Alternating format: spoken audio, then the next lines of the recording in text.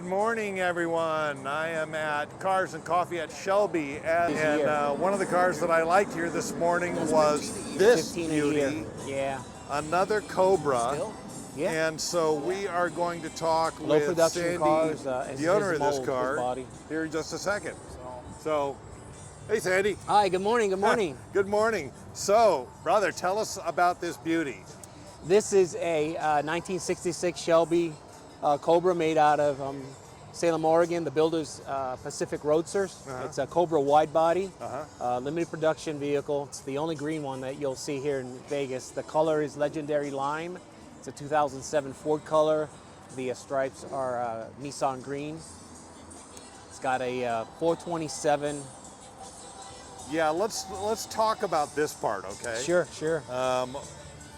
So this a is lot of the kit cars, they don't put 427s in them. No, you'll find usually 302s or 351s. This is a 427 Cobra, and it's a motor that came out of Prestige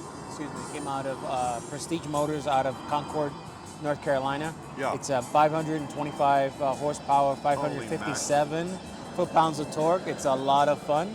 In a car that weighs how much? It's about 2,100 pounds altogether, this car. So your power to weight ratio is... It's just incredible. Yeah, it's off It's the a lot chart. of fun. Somebody described this car as a engine with a steering wheel. Exactly. Yeah. That's exactly what it is. It's a beautiful car. It's a lot of fun. But why the Cobra? Why did you buy a Cobra? Was there a particular reason? Or? This has been a childhood dream of mine. Yeah. I've had this has always been my favorite car as a little boy. I used to have Matchbox cars, Cobras, and I was very fortunate. 5 years ago, I found this car here locally at a place called Celebrity Cars. Yeah. I was the second owner of the vehicle, and I purchased it with just under 800 miles on it. I've got about 3,000 on it right now. It's a weekend car. It's a lot of fun, and I've just been completely happy. I have not had one problem with this car in 5 years. I tell you, it looks absolutely gorgeous. The Thank build you. quality is very high on this. It is. You know? It is. The builder, he takes great pride. This is his mold.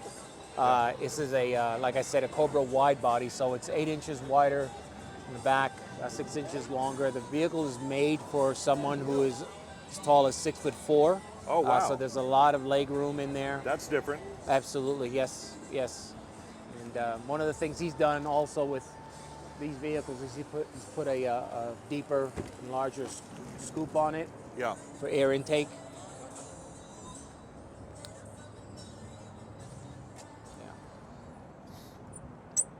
Very nice.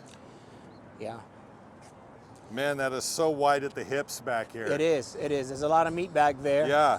And the grip on this car is incredible. I can tell you that being in Las Vegas, we have lots of beautiful cars here. And I often am at a red light. I'll have a Challenger or a Hellcat pull up next to me, and we'll have some fun. I haven't had one vehicle that able to take me off the line since I've been here. It's because of that power to weight ratio. And it's a really light car. It's a lot of fun.